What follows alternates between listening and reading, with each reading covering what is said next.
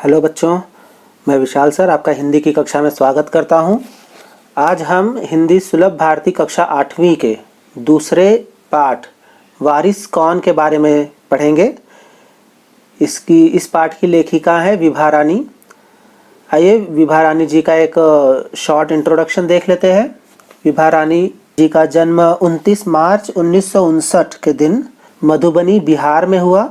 विभा रानी एक सफल रंगकर्मी, नाट्य लेखिका, कलाकार, कवयित्री और बॉलीवुड अदाकारा के रूप में अपनी पहचान बना चुकी है। इनकी प्रारंभिक शिक्षा मधुबनी जिले में पूरी हुई और एमए के लिए ये दरभंगा आकर के इन्होंने अपनी पढ़ाई पूरी की। विभा रानी जी के माता पिता दोनों शिक्षक थे, तो पढ़ाई के लिए शुरू से भी इनके घर में कोई बंधन नहीं था, लेकिन घर से बाहर जाकर काम करने में इन्हें बड़ी अड़चनों का सामना करना पड़ा। फिर भी आगे सीखने के हौसले के साथ 1984 में वे कलकत्ता, फिर 1987 में दिल्ली और 1989 में मुंबई की ओर इन्होंने अपना कदम बढ़ाया और एक बार आगे बढ़ने के बाद फिर इन्होंने पीछे मुड़ कर के कभी नहीं देखा। सन 1984 में विभा रानी ने अजय ब्रह्मात्मज से शादी की, जो कि एक जाने माने फिल्म पत्रकार हैं। शादी और करियर का तालमेल अच्छा चल ही रहा था कि अचानक साल 2013 में विभा रानी को मालूम चला कि उन्हें ब्रेस्ट कैंसर है। कैंसर की बात ने घर का माहौल ही बदल दिया। उनके घर वाले डर गए थे, लेकिन यहाँ विभा रानी जी के जज्बे और घर वालों के सपोर्ट से उन्होंने कैंसर जैसी जटिल बीमारी को भी हरा दिया। विभा जी कैंसर से पीड़ित लाखों लोगों के लिए मिसाल बनकर सेलिब्रेटिंग कैंसर नामक कैंपेन चला रही हैं और 2016 में इसी नाम से उनकी एक कविता संग्रह भी प्रकाशित हुई थी। मैथिली और हिंदी में विभा जी की 20 से अधिक किताबें छप चुकी है, जिनमें कहानियों और नाटकों का समावेश है। इसमें वे लोकगीत, लोक संस्कृति को दर्शाती हुई कहानियाँ वे लिखती है, जिससे कि उन्हें एक राष्ट्रीय पहचान मिली है। विभा रानी जी को कई पुरस्कारों से सम्मानित भी किया गया है, जिसमें मुख्य रूप से कथा अवार्ड, राकेश मोहन सम्मान, घनश्याम सराफ साहित्य सम्मान, डॉक्टर माहेश्वरी सिंह महेश सर्वोत्तम साहित्य सम्मान और समाज सेवी सम्मान प्रमुख है। राष्ट्रीय स्तर पर एक लेखिका, कवयित्री, रेडियो होस्ट बनकर अपनी पहचान बनाने के बाद विभा रानी ने चिट्ठी और धड़क जैसी बॉलीवुड फिल्मों में भी काम किया है।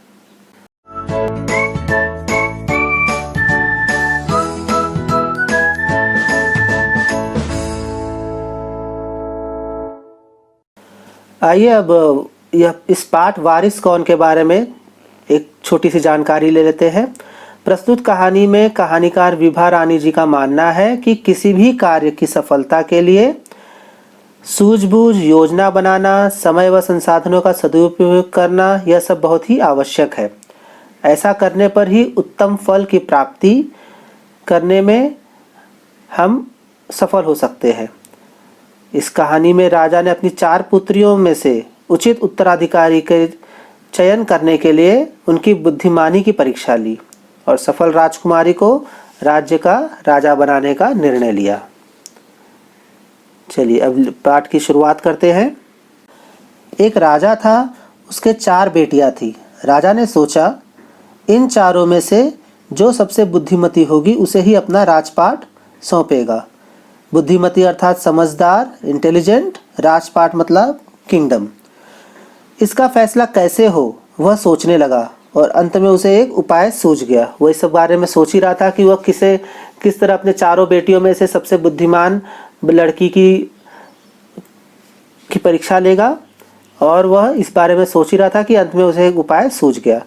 उसने एक दिन 4 बेटियों को अपने पास बुलाया, सभी को गेहूं के 100-100 दाने दिए और कहा, इसे तुम अपने पास रखो। 5 साल बाद जब मैं इन्हें मांगूंगा तब तुम मुझे वापस कर देना। गेहूं के दाने लेकर चारों बहनें अपने अपने कमरे में लौट आई। बड़ी बहन ने उन दानों को खिड़की से बाहर फेंक दिया। उसने सोचा, आज से 5 साल बाद पिताजी को गेहूं के इन दानों की याद रहेगी क्या? और जो याद भी रहा तो क्या हुआ, भंडार से लेकर दे दूंगी। भंडार अर्थात गोदाम, वेयरहाउस या स्टोर रूम। तो बड़ी बेटी ने तो 100 दानों को जो पिताजी ने दिया था उसे खिड़की से बाहर फेंक दिया। उसे वह सब व्यर्थ लगे, यूजलेस लगे, तो उसे वो बाहर फेंक दिया। और उसे यह भी डाउट था कि उसके पिताजी को शायद 5 साल बाद इनके बारे में याद भी न रहे।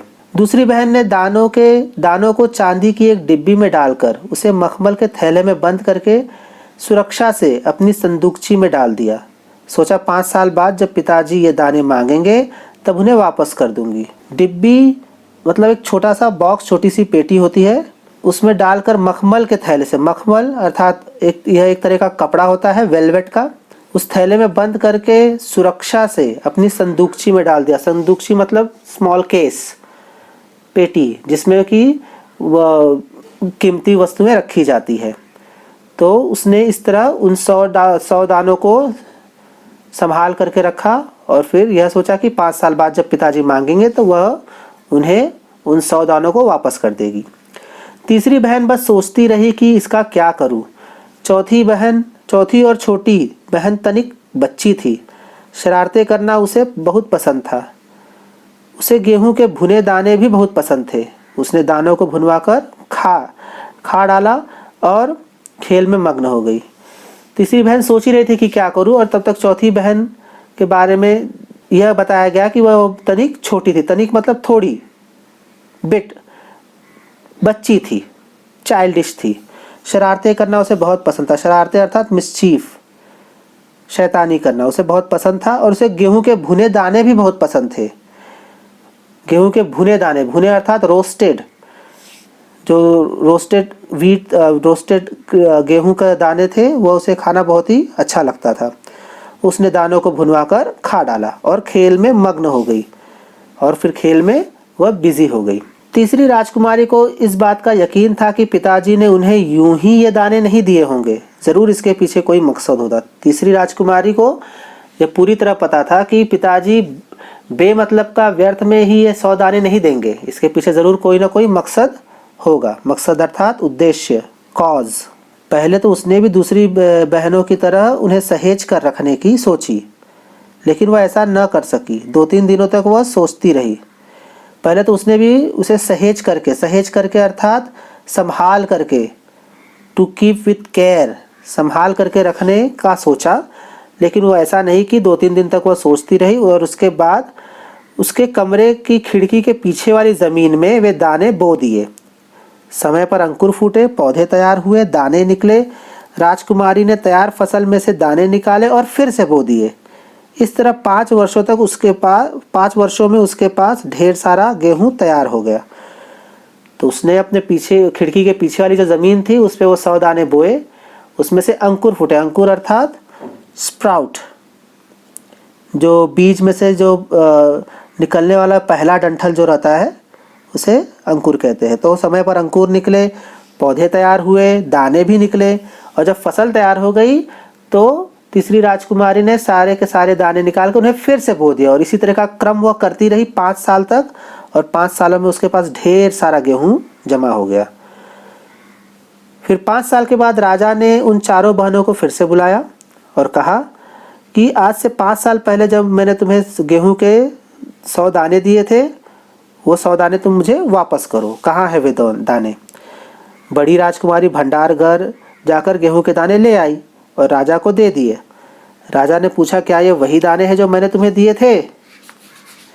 तो बड़ी राजकुमारी ने जैसा कि पहले से ही डिसाइड किया था कि जब राजा 100 दाने मांगेंगे तो भंडार घर से जाकर के गेहूं के दाने ला करके दे देगी। तो जब राजा ने मांगा तो भंडार घर में गई और वहां से 100 दाने उठा करके लेकर राजा को दे दिया। जब राजा ने देखा तो उसने पूछा कि क्या यह वही दाने हैं? पहले तो बड़ी राजकुमारी ने कहा कि हाँ ये वही दाने हैं, लेकिन जब राजा ने कड़क कर पूछा, जोर से पूछा, तो बड़ी राजकुमारी ने सच बता दिया। राजा ने दूसरी राजकुमारी से पूछा, तुम्हारे दाने कहाँ है? तो दूसरी राजकुमारी ने अपने दाने संदूकची में संभाल करके रखा था। तो वो गई, संदूकची में से मखमल के खोल वाली डिब्बी उठा कर लाई और उसमें से गेहूं के दाने उसने राजा को दे दिए। मखमल वेलवेट का कपड़ा होता है, खोल वाली, खोल अर्थात आवरण, कवर के वाली जो उसकी जो डिब्बी थी वो लेकर के आई, जिसमें उसने दाने सहेज कर रखे थे, संभाल कर रखे थे। वो दाने उसे खोल कर दिए, लेकिन यह क्या, दाने तो सड़ गए थे।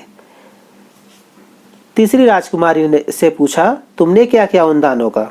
तो तीसरी राजकुमारी ने कहा कि मैं इसका उत्तर आपको अभी नहीं दूंगी, क्योंकि जवाब पाने के लिए आपको यहाँ से दूर जाना पड़ेगा और मैं वहाँ आपको कल ले चलूँगी। तो तीसरी राजकुमारी ने कहा कि ठीक है, इसका जवाब मैं आपको कल दूंगी, आज नहीं दूंगी। तो राजा ने अब चौथी से पूछा, और चौथी और सबसे छोटी राजकुमारी से पूछा। उसने भी उसी बेपरवाही से जवाब दिया, क्योंकि पहले ही बताया गया कि वो थोड़ी चाइल्डिश थी, बच्ची थी, तो उसने बेपरवाही से जवाब दिया। बेपरवाही अर्थात केयरलेसली, उदासीनता के साथ जवाब दिया कि उन दानों की कोई कीमत है पिताजी? वैसे तो ढेरों दाने अब भंडार में पड़े हैं। आप तो जानते हैं ना, मुझे गेहूं के भुने दाने बहुत अच्छे लगते हैं, सो मैं उन्हें भुनवा कर खा गई। आप भी पिताजी किन किन चक्रों में पड़ जाते हैं? तो उसने बड़े ही केयरलेसली आंसर किया कि वो गेहूं के दाने में भुनवा करके खा गई, क्योंकि मुझे गेहूं के भुने दाने बहुत ही अच्छे लगते हैं। सभी के उत्तर से राजा को बड़ी निराशा हुई। निराशा अर्थात डिसअपॉइंटमेंट। चारों में से अब उसे सिर्फ तीसरी बेटी से ही थोड़ी सी उम्मीद थी, क्योंकि तीसरी बेटी ने कहा था कि वह कल जवाब देगी। दूसरे दिन तीसरी राजकुमारी राजा के पास आई। उसने कहा, चलिए पिताजी, आपको मैं दिखाऊं कि गेहूं के वे दाने कहाँ हैं। राजा रथ पर सवार हो गया। रथ महल नगर पार करके खेत की ओर बढ़ चला। राजा ने पूछा, आखिर कहाँ रख छोड़े हैं तुमने वे 100 दाने? इन 100 दानों के लिए तुम मुझे कहाँ कहाँ के चक्कर लगवाओगी? तब तक रथ एक बड़े से हरे भरे खेत के सामने आकर रुक गया। राजा ने देखा, सामने बहुत बड़े खेत में गेहूं की फसल थी। उसकी बालियां हवा में झूम रही थी, जैसे राजा को कोई खुशी भरा गीत सुना रही हो। राजा अभी तक कुछ नहीं समझ पाए थे कि तीसरी बेटी उन्हें कहाँ लेकर के जा रही है। वे उसे पूछ ही रहे थे कि कहाँ लेकर के जा रही हो। तब तक रथ एक हरे भरे खेत के सामने जा कर के खड़ा हो गया, और वहाँ पर गेहूं की बहुत सारी बालियां जो है झूम रही थी, और राजा को ऐसा लगा जैसे वे उसे खुशी का कोई गीत सुना रही हो। राजा ने हैरानी से राजकुमारी की ओर देखा। राजकुमारी ने कहा, पिताजी, ये है वे 100 दाने जो आज लाखों लाख दानों के रूप में आपके सामने है। मैंने उन 100 दानों को बोकर इतनी अधिक फसल तैयार की है। तो राजकुमारी ने सारी बात बता दी। उन्होंने कहा कि जो आपने 100 दाने दिए थे, उसे बार बार बो करके मैंने लाखों लाख दानों में उसे कन्वर्ट कर दिया है, और ये आपके 100 दाने आपके सामने है। राजा ने उसे गले लगा लिया और कहा, अब मैं निश्चिंत हो गया हूँ, तुम ही मेरे राज्य की सच्ची उत्तराधिकारी हो। तो राजा ने कहा, अब मैं निश्चिंत हो गया, अब मैं बेफिक्र हो गया हूँ, मैं रिलैक्स हो गया हूँ अब, कि अब तुम ही मेरे राज्य की सच्ची उत्तराधिकारी हो। ट्रू, सच्ची अर्थात ट्रू, उत्तराधिकारी अर्थात एयर या सक्सेसर या वारिस। यहाँ पर राजा ने बड़ी ही समझदारी से अपनी चारों बच्चियों की बुद्धिमानी की परीक्षा लेकर के सबसे बुद्धिमान लड़की को ही अपना उत्तराधिकारी, अपना वारिस निश्चित किया। यहाँ लेखिका ने भी यही बताने की कोशिश की है कि निरंतर प्रयास के साथ साथ हमारी सूझबूझ भी आवश्यक होती है सफलता पाने के लिए। जिस प्रकार तीसरी राजकुमारी ने समझदारी दिखाई और राजा द्वारा दिए गए 100 दानों को कई लाखों लाख दानों में कन्वर्ट कर दिया, जबकि वहीं उसकी तीनों बहनों ने उन दानों को व्यर्थ में ही गंवा दिया था। इसलिए हमें भी जीवन में समझदारी के साथ विकास की ओर बढ़ना चाहिए। हमें इस पाठ से यही सीख मिलती है। आशा करता हूँ कि आप लोगों को यह पाठ समझ में आ गया होगा। संवादात्मक स्वरूप में यह पाठ दिया गया था कॉन्वर्जेशन फॉर्म में, जो कि बहुत ही सिंपल है समझने के लिए। तो आज की हिंदी की कक्षा में इतना ही। कृति आधारित इसका स्वाध्याय के लिए मैं अलग से वीडियो बनाऊंगा। अगर आप लोगों को मेरे वीडियो पसंद आते हैं तो मेरे चैनल को सब्सक्राइब कीजिए और बेल आइकन को दबा दीजिए, ताकि जब भी मैं कोई वीडियो अपलोड करूं तो सबसे पहले आप लोगों को वो मिल जाए। धन्यवाद।